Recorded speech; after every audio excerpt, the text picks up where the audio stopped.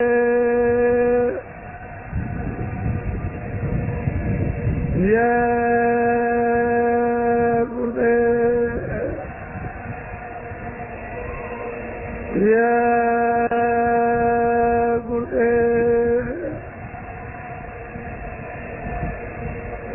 गुरुदेव नाम किसका, जय गुरुदेव नाम किसका, जय गुरुदेव नाम किसका। देखो ये मनुष्य मंदिर है, भगवान ने आपको अमूलक चीज दे दी और सब कुछ आपके सुपुर्द कर दिया। उन्होंने अपने हाथ में कुछ नहीं रखा। इस मनुष्य को अनमोल चीज देकर के पूरी आजादी और पूरा अधिकार दे दिया। किसी तरह की भी उसने जरा भी इनके समान की रोक टोक नहीं रखी है। आप आंख से, कान से, मन से, बुद्धि से, हाथ से, पैर से जैसा चाहो वैसा कर्म करो, अच्छा करो। उसकी तरफ से जरा भी रोक टोक निशान को भी नहीं। देश की जितनी भी वस्तुएं हैं, अपने देश में जितने भी मानव हैं, सब अपने। देश एक मुसाफिर खाना है, एक सराय है जिसमें हम लोग सबके सब उस सराय में, बड़ी सराय है, बड़ा धर्मशाला है जिसमें आ रहे और जा रहे, और हम सब लोगों का मिलन थोड़े से समय के लिए, ज्यादा समय के लिए नहीं है। मित्र है, दोस्त हैं, परिवार है, बच्चे हैं, माँ है, बाप है, रिश्तेदार है, कौम है, कौमियत है, ये थोड़े दिन का यहाँ मिला। इसका भी पूरा पूरा बहुत करा देना है। ये मुसाफिर खाना, ये परदेश है, इसमें इस प्रकार का मिलन है। तो आप लोग जितनी देर तक मिलो जुलो सद्भाव, अपने एक दूसरे के इस मुसाफिर खाने में जो धर्मशाला उसमें काम आओ, आप उसके काम आओ, वो आपके काम। इससे परस्पर ये मानो भौतिक बुद्धि, प्रेम, विवेक का बढ़ेगा। जब प्रेम आपस में विवेक का बढ़ने लगेगा तो भौतिक बुराइयां अपने आप क्षीण होने लगेंगी, कमजोर होने लगेंगी। उनकी तरफ से बुराई सबसे लगाओ कम होने लगेगा। चाहे वो हिंदू हो, चाहे मुसलमान, चाहे सिख हो, छोटा बड़ा, अमीर गरीब कोई हो, लगाओ कम। जब हमें आपस में प्रेम बढ़ेगा, भौतिक सांसारिक बुद्धि विवेक का, तो फिर हमको ये सुनने को मिलेगा कि हम तो विशेष काम के लिए यहाँ भेजे गए। मालिक ने हमको अनमोल अपनी कारीगरियों से हमको ये तन, ये शरीर, ये जिस्म दिया है, तो हमारा काम तो और है इन्हीं के कामों के साथ में। तो आपने फिर आत्मिक जागृति आप में होगी और फिर वो आत्मिक प्यास लगेगी। जब भूख लगेगी, प्यास लगेगी, तो आदमी उसके लिए कि हमको प्यास लगी है और ये सब अच्छा नहीं लगता, तो वो दौड़ेगा कहीं पानी मिल जाए। तो महात्माओं के पास में ये जल है, भोजन भी है और जल भी, वहाँ इनको आध्यात्मिक पीने को मिलेगा। उनके पास इसका मुहाना है, स्रोत है, झरना है जो निकल रहा। उस घाट पर अमृत की धारा निकल रही। पीने वाले पी सकते हैं, लेकिन आपको प्यास लगे तब मुंह बंद किए रहोगे, जबरदस्ती कोई मुंह में खोल करके अगर डालना चाहे पानी तो आप बंद कर लो, तो कैसे डालें? तो उसे प्यास के कारण मुंह खुल जाएगा। तो महापुरुष फिर शीतल, जैसे पपिया होता है, उसको जब प्यास लगती है तो इस पानी से उसकी प्यास नहीं जाएगी, वो घड़ों का घड़ों पी ले, लेकिन वो लेट जाता है पूर्णमासी के दिन और मुंह खोल लेता है कि मालिक मुझे बहुत प्यास लगी है, इस पानी से मेरी प्यास नहीं जाएगी। तो मालिक उसके प्राण को, उसकी तरफ को, उसकी प्यास को तो स्वाद की एक बूंद गिरा देता है, उसके मुंह में गिर जाती है, उससे वो जीवित रहता है। इसी तरह से महापुरुषों के पास जब भोजन है वो आध्यात्मिक, लेकिन आप जब बाहर से अपना संबंध है, बाहर से अपने विचार और काम भौतिक विवेक प्रेम का नहीं बनाओगे, तब तक ये सब आपके लिए शत्रु है। ये चोट मारते, जैसे हथौड़ी की चोट मारी जाती है, ऐसे ही शत्रु की चोट तीखी तीखी तीखी मारते। तो उससे मतलब यह है कि शरीर जो है व्याकुल हो जाता है, बेद जाता है और किसी के शब्द बर्दाश्त नहीं होते। लेकिन जब प्रेम हो जाएगा तो सब वही कड़वे सब जो मारेंगे जैसे फूल लग रहे, आपके दिल दिमाग पर उसका कोई असर नहीं। इसी तरह का तो असल में चीज ये है कि ये जो प्रस्ताव पास हुए ये काम के लिए दया आपके साथ शामिल है। वो जब आप चलोगे तो निमित्त मान दिन बन जाओगे, दया काम करें।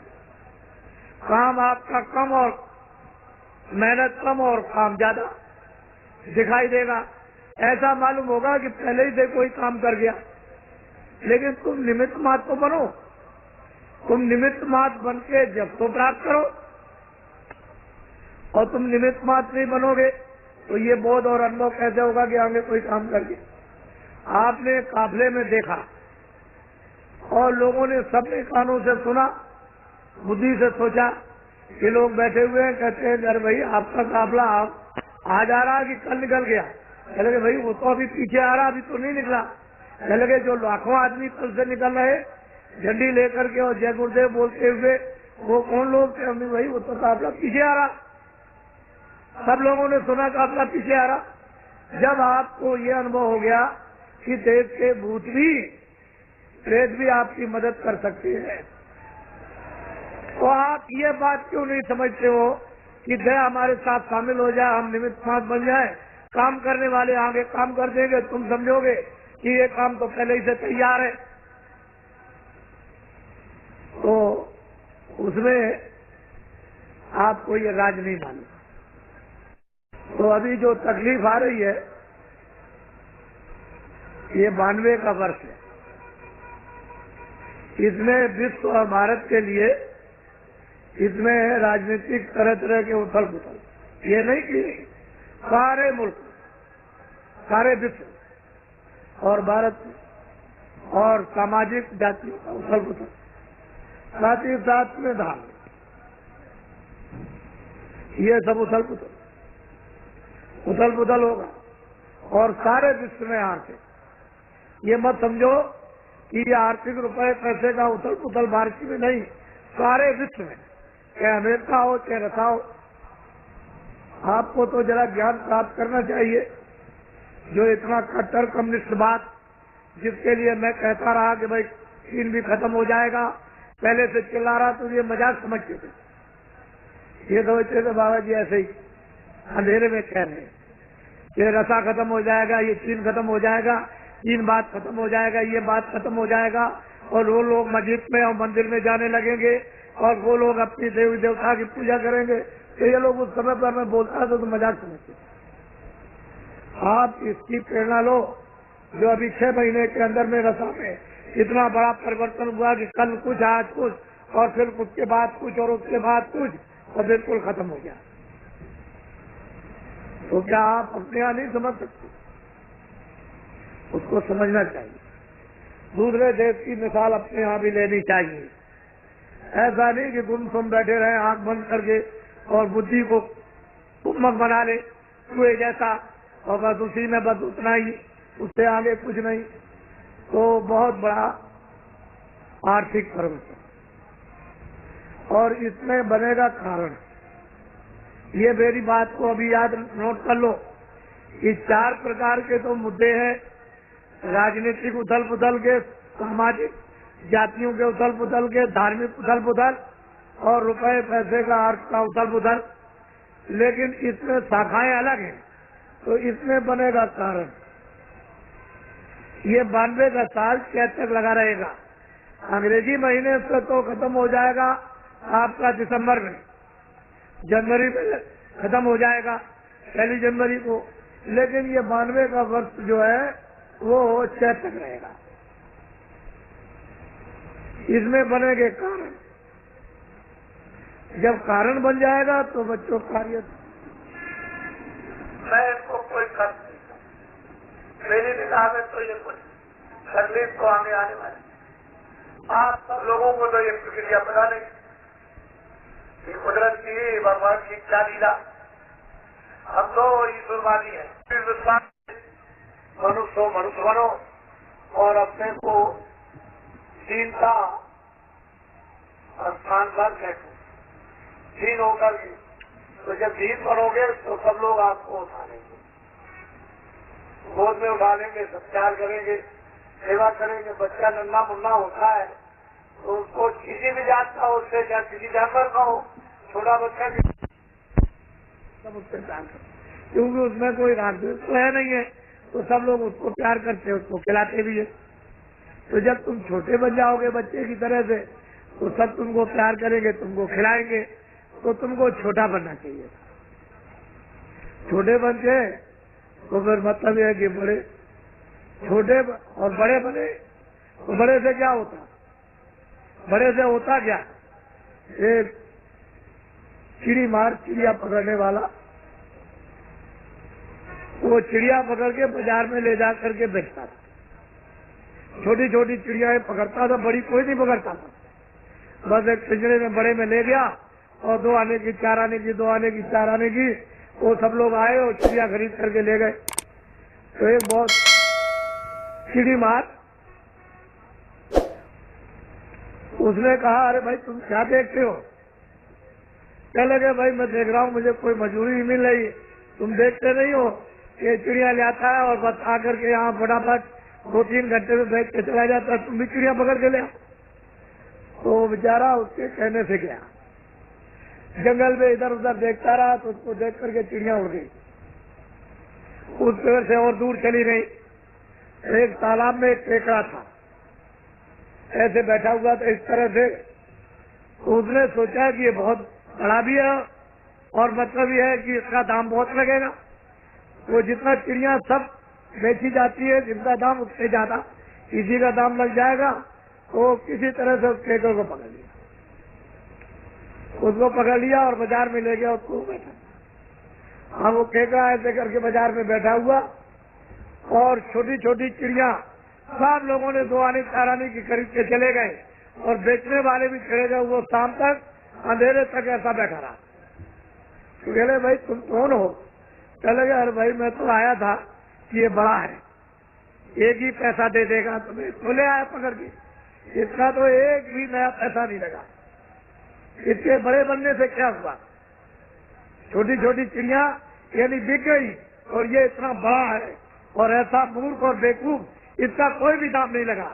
तो जब बड़े बन जाओगे तो आपका कोई मूल्य नहीं, छोटे में। परमात्मा में, मानवता में, मनुष्यता में तो छोटा बनना ही चाहिए।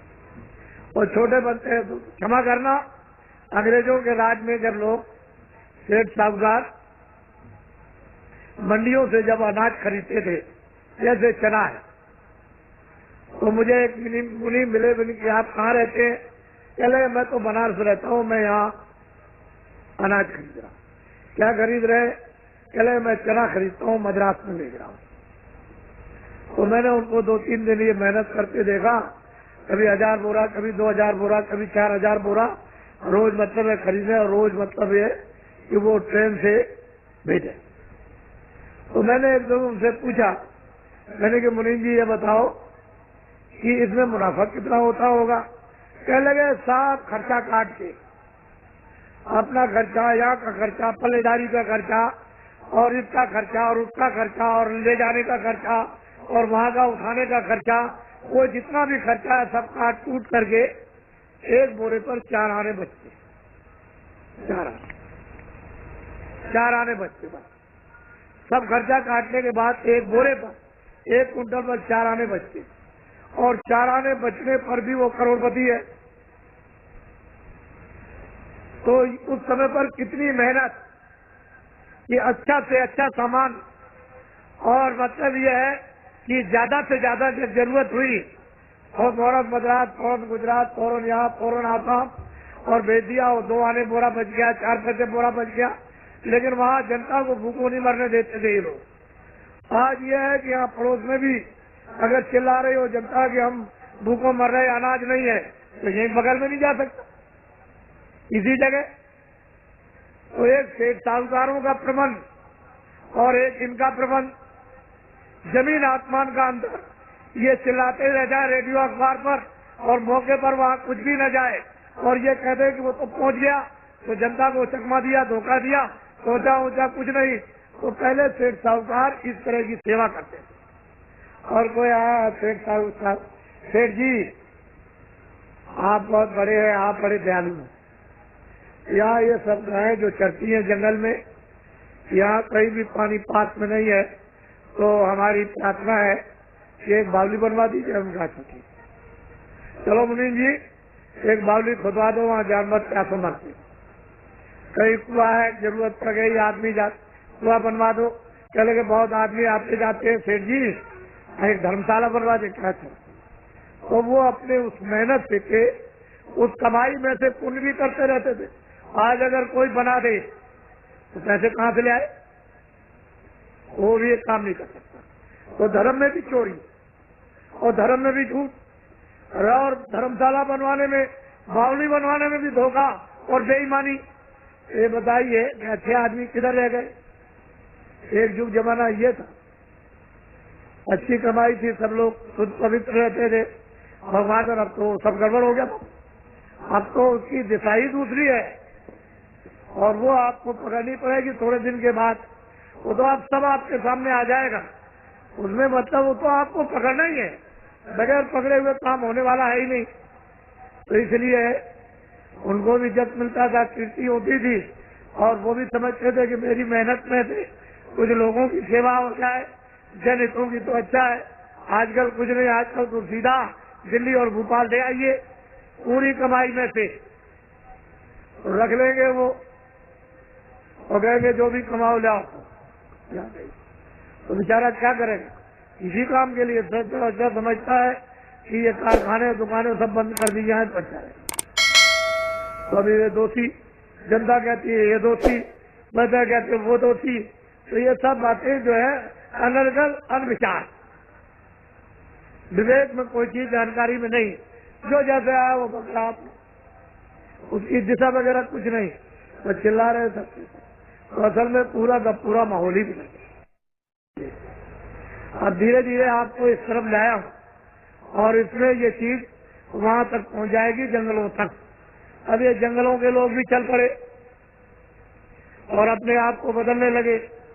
कितने कितने डकैत और चोर जो सरनाम थे, उन्होंने सब अपने अट्टे कट्टे, बंदूक, राइफलें बाहर की, ये वो सब उठा करके जमीन में गाड़ दी, और अच्छे सज्जन बन के भगवान का भजन करने लगे। मुझे महाराज अब कुछ नहीं करना, मैंने जो कुछ भी दुनिया में किया था सब करना, अब तो मुझे अपने किए हुए की क्षमा याचना करनी है, पश्चाताप।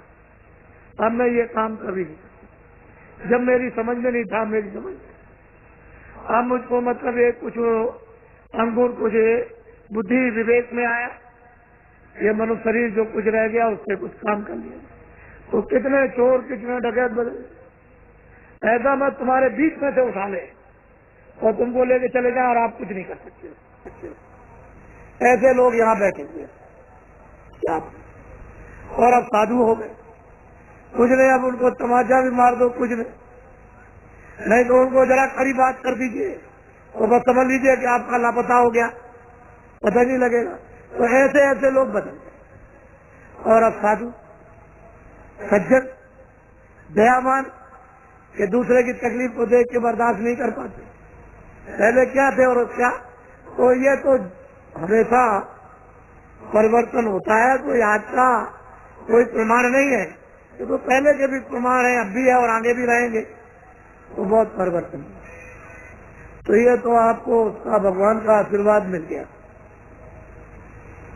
अब यह है संदेह आध्यात्मिक है, ये जीवात्मा बहुत सदियों से इस जिस्म में इन कारागारों में बंद है।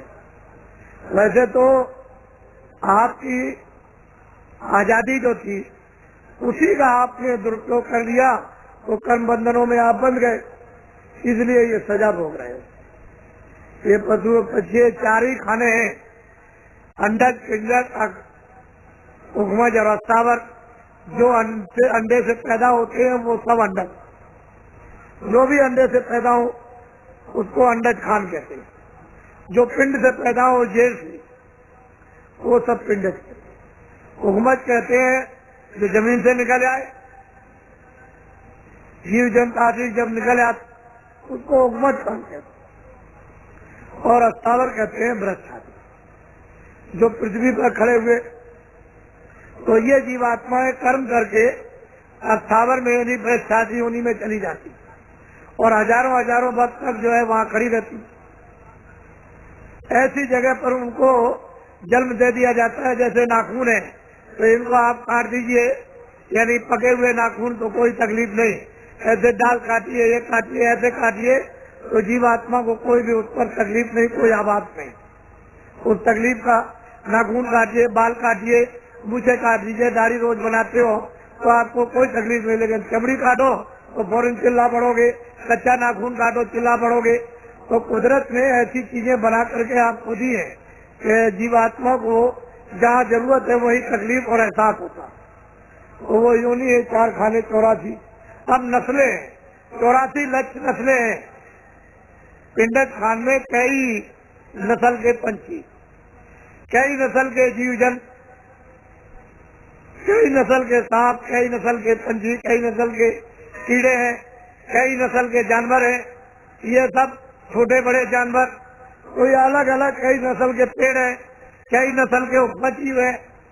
तो उसमें 84 लक्ष्य, ये 4 खाने। इसमें जीवात्मा विचारी बन आपने कर्मानुसार सजा दे दी गई, भोग रही। आपको कोई अधिकार नहीं है कि भगवान ने उसको सजा दी है तो आप उस पर जुल्म करो। तो किसी जीव जंतु को आप अपनी समझ से उसको काटो ना, पशु हो, पंछी हो, कोई भी हो, आपको काटने का जिसको जिसने बनाया वही उसका जिम्मेदार है। वो बना भी सकता है, बिगाड़ भी सकता है। वो तो बनाएगा और बिगाड़ेगा। आपको अधिकार नहीं रखो कि आपको बिगाड़ करके फिर उसमें बेचेगा, सजा दे दे, तो फिर कितनी पीड़ा, कितना दर्द होगा। और नरक है अलग, वो दिव्य नेत्र ज्ञान चक्षु से देखने को मिलते हैं। लाखों लाखों मीलों की लगियां होती हैं, यानी बांस जैसी लगियां, और उन पर बड़े बड़े नुकीले ऐसे कोच करके और ऐसे जलाते रहते और वो तड़पते रहते हैं उसको करोड़ों करोड़ों वर्षों तक। 1-2 नहीं, कितने जलाने वाले लगे हुए, वो जलाते रहते हो, चिल्लाते, वहाँ कोई नहीं करता, कोई है ही नहीं। कौन सुनेगा उनकी तकलीफ को। तो जो किया है तो भुगतने दिया, और तूने गुरु पूरा ढूंढना किया। अगर गुरु को पूरा ढूंढता तो इस जिल्लत से, मुसीबत से, इस आफत से और इस क्रिया से बच जाता। तूने तो किया नहीं, तो इसमें लगा रहा तो। और एक नर्क नहीं, अनेक नर्क। जलाने वाले अलग, दूसरे नाम के सड़ाने वाले अलग, तीसरे नाम के काटने वाले अलग, ये अलग अलग हैं। ये अनेकों नर्क। उसने इनकी सजाओं के लिए सब स्थान बनाया और वहाँ उनको डाल रोते चीखते चिल्लाते कौन से। इसलिए ये मनुष्य शरीर जरा सी गलती पर अगर निकल गया तो बस फिर उसमें देर क्या लगती है और उधर में बंद कर देगा तो आपके बस की बात, आपके कोई बस की बात नहीं। कोई जब बाहर के लोग नहीं कुछ कर सकते हैं तो वो तो अंदर से पकड़ के ले जाती है। बाहर की आंख और कान और ये वो एक दूसरे का कोई देख नहीं सकता, अंदरी से अंदर ले आए, अंदर से निकाले और उधर निकाल करके उसमें अंदरी से डाल दी, उस शरीर में बंद कर दिया। तो ये अवगत, यानी अधोगत, ये जीव को बेचारे को मानव शरीर पा करके फिर मिल गई और मनुष्य शरीर जो आपको मिला वो अमूलक। तो मनुष्य रूपी ये दोनों आंखों के मध्य भाग में जीवात्मा ऊंचे शिखर पर बैठी है। तो आशा कहाँ बासा, जल की आशा वाले जल में बासा, आशा के मुताबिक तो बासा होगा। तो जल पृथ्वी की आशा वाले पृथ्वी में बासा। जो जहाँ आशा बांधेगा इस जल में वही तो उसको जन्म होगा। आपने देखा होगा पत्थर की चट्टान है और उसके अंदर एक कीड़ा, एक लंबा सा 1 फुट का 6 इंची का सामने दिखाई देता है बिल्कुल, और वो जिंदा है। अपने मतलब है कि पैरों को भी चलाता दिखाई देता है और मतलब बैठा हुआ है, अपना मुंह भी उठाता है। लेकिन आपने कभी ये सोचा है कि इसको हवा पानी खाना कहाँ से मिलता?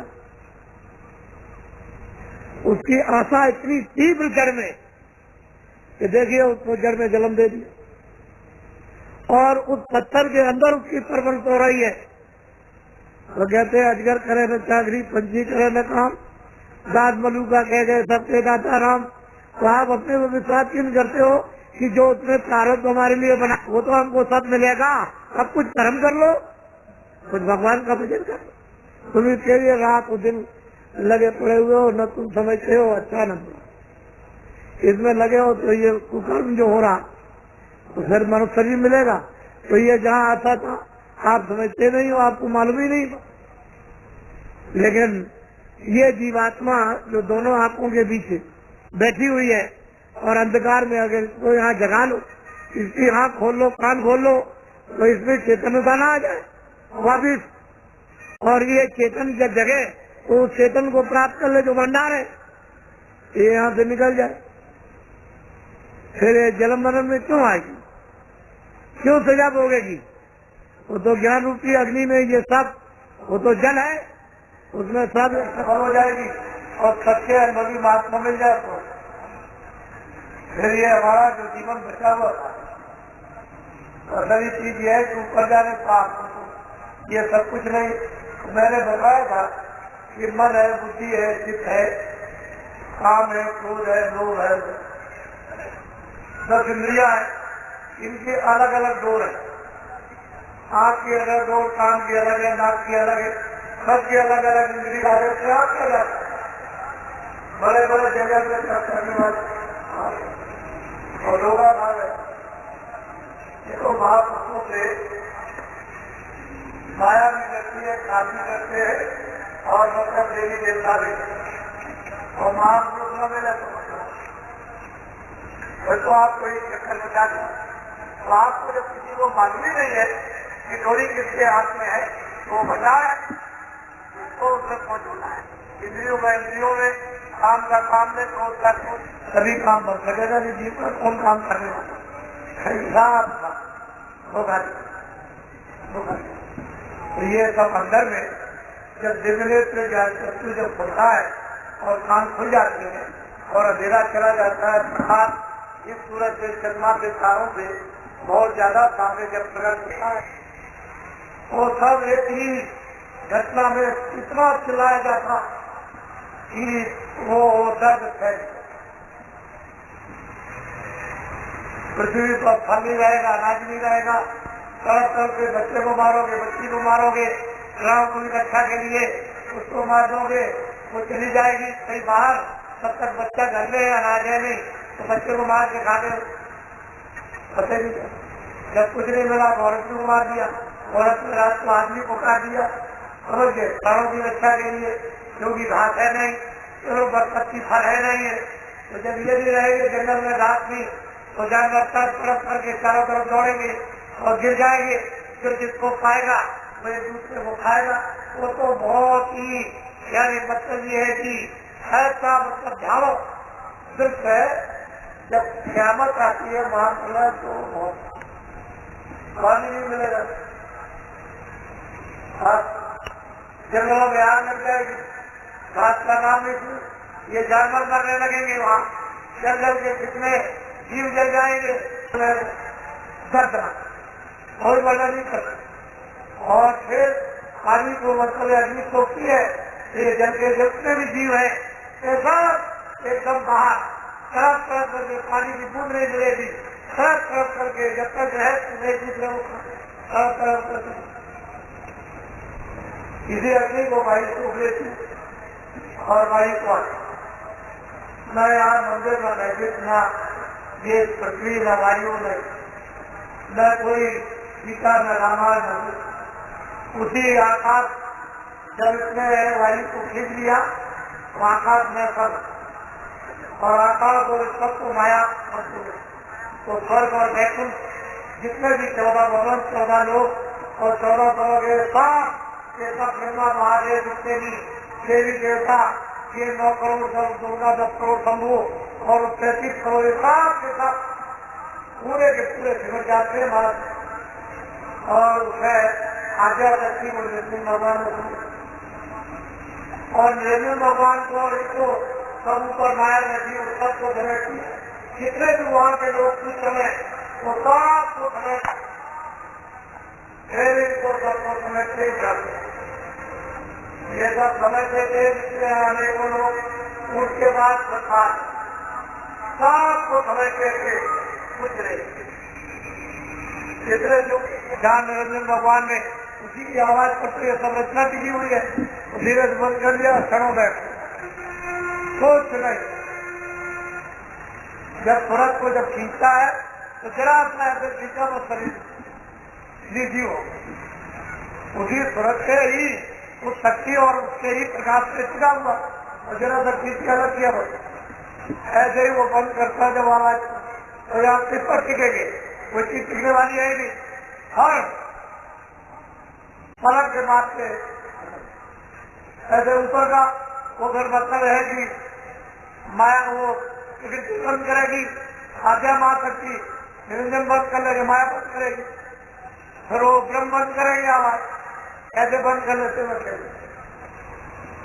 ये सारी रचना सब नाम आवाज पर पूरा का पूरा ये सब उसी और उसी आवाज पर हम उतरे और दोनों आंखों के पीछे बैठा दिया, तो आवाज तो छट के आ रही है, अगर बिल्कुल ही आवाज बंद हो जाए तो लेकिन एक क्षण में शरीर के अंदर जीवात्मा नहीं रह सकती है, तो आवाज का खंडक का सहारा और जब आंख खुल जाते हैं तो प्रकट हो जाती है, उसी को कहते हैं नाम जीव जब जागे जोगी।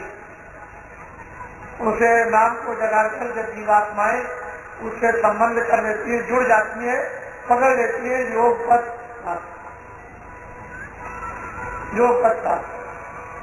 निकल जाती है, रात होती है रात। इसलिए आप लोग हमारी सनातन अनाथ काल की ये आत्मिक विद्या दौलत संपत्ति है और भारत में हमेशा यहाँ इसके पूरे जानने वाले महापुरुष पूरे हमेशा एक जाएगा दूसरा तैयार, दूसरा जाएगा वो बहुत फिर तैयार, तीसरा जा रहा है। इसीलिए बराबर ये कहा गया है कि महापुरुष को भी खोज करो, आगे आने वाली पीढ़ी को भी खोजना, उसके आगे पीढ़ी आएगी उसको भी खोजना, उसके आगे पीढ़ी आएगी उसको भी खोजना। इसके लिए पता चलता है कि वो यहाँ आने इस मनुष्य तन में, लेकिन उनको कोई जान पहचान नहीं पाता, समझ नहीं पाता, फर्क नहीं पाता। हाँ वो किसी लोग को दया कर दे तो दया को दिखाओ जल्दी से अपने, ये प्रदेश है यहाँ घर, स्वर्ग भी अपना घर नहीं है, ब्रह्मांड में मीरा भाई ने रैदास जी ने कबीरदास में तमाम महात्मा आए, तुकाराम आए, चरण आदि आए, तमाम महात्माओं ने कलयुग में इन जीवात्माओं को मनुष्य की इस मंदिर से जगह तक पहुँचाया। वहाँ आते और जाते रहे, जब पूरा समय उनका यहाँ का समाप्त हुआ और किधर पहुँचे। इसी तरह से जीवात्मा, तो ये छोटा मोटा जिम्मेदारी का काम नहीं, ये सबसे बड़ी मृत्यु में जिम्मेदारी बड़ा सुलभ है, बड़ा तो साथ साथ ये विद्यालय और ये भी काम होते हैं। मैंने तो कभी ये कहा नहीं है कि आप खेती छोड़ो, दुकान छोड़ो, दफ्तर छोड़ो और कपड़े छोड़ दो, खाना छोड़ दो, बच्चे छोड़ दो। मैंने तो आपको हमेशा ये बताया कि ये सब काम करके और बाल बच्चों की सेवा करने रास्ता मैं सीधा बताता हूँ, मदद कर दूंगा आपकी, तो जल्दी से सहारा मिल जाएगा, तो सीधा चलो अपनी जीवात्मा से सच्चे भगवान का घर में। अरे 23 घंटे और काम करो, लेकर थोड़ा सा इसमें समझ लो, 5 मिनट, 10 मिनट, 15 मिनट, दिन भर 5-5 मिनट जोड़ लेगा, 1 घंटा रहते 23 घंटे अपने काम। तो ये सुना, लेकिन घर बार छोड़ के जो साधु बन गए, चाहे आप उज्जैन में जाओ, काशी में जाओ, अयोध्या, मथुरा जाओ, भगवान का भजन नहीं करना, दूर चले गए भगवान। ये दूसरा तो भगवान नहीं मिलता, सारी बात पढ़ने लिखने से मिलता नहीं, वो तो जब जीवात्मा जगेगी सभी काम से तो से बहुत दूर हो गए। उनका तो काम, क्रोध, लोभ, मोह, अहंकार, ये भूत सवार हो गए और वो चटे लिए हुए उसको हट नहीं सकते, उनके बाद हटाने का कोई उपाय नहीं। तो मतलब है कि चटी लिए हुए, बुद्धि भ्रष्ट किए हुए, जब क्रोध आएगा तो बुद्धि भ्रष्ट और झगड़ा हो जाता है तो धर्म नष्ट हो जाता है, मानव धर्म चला जाता और क्रोध आएगा तो बुद्धि नष्ट। आप जब ये काम करोगे तो फिर ये तो हो ही जाएगा। तो महात्मा बन के भी आपने झगड़ा किया और क्रोध आपको आ गया, बुद्धि नष्ट हो। आपकी समझ में अध्यात्मवाद क्या है? और कितनों की जाने चली जाए, धर्म के नाम पर क्रोध आए, बुद्धि भ्रष्ट हो जाए, कितनों की जाने ले लो, तो दया कहाँ रहे? इसलिए दया तो कल्याण, ये तो आपको रखने को। जब दया जीवों के प्रति नहीं होगी तो क्या देगा? सब जीवों को मुझको मान, इन जीवों में होकर के मुझको मान ले, मुझको देख ले कि मैं यहाँ पर हूँ, मैं इनसे अलग हो गया हूँ, मैंने इनको अधिकार दिया है, ये खेल है और तू इनको दे, तू दया करोगे तो कोई भी आदमी ये समझना नहीं कि मैं नहीं रहूंगा तो काम नहीं होगा। सब अपने आप को नए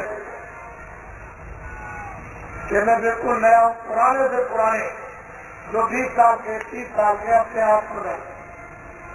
जब तक कि आपको आदेश न मिल जाए कि आप किसी का काम करो, तब तक ये काम करना नहीं, ये सब हो जाए तुम्हारे ऊपर आएगा और बड़े से बड़े नर्क में सजा मिलेगी।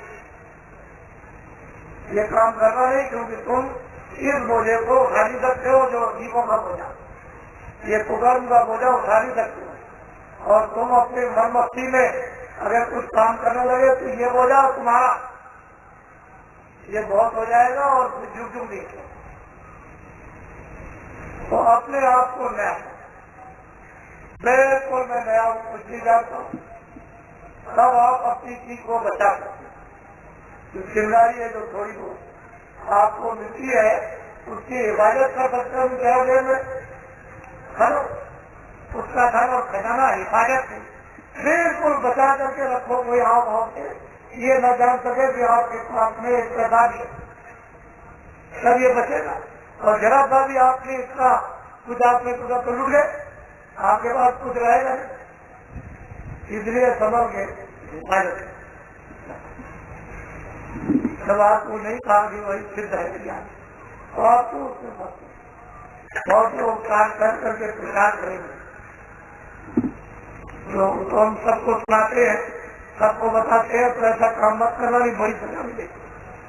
पीछे चिल्लाओगे, ये नकल का काम मत करना, नकली काम करोगे बहुत सजा मिल जाएगी। आप अपने बचने का काम करो।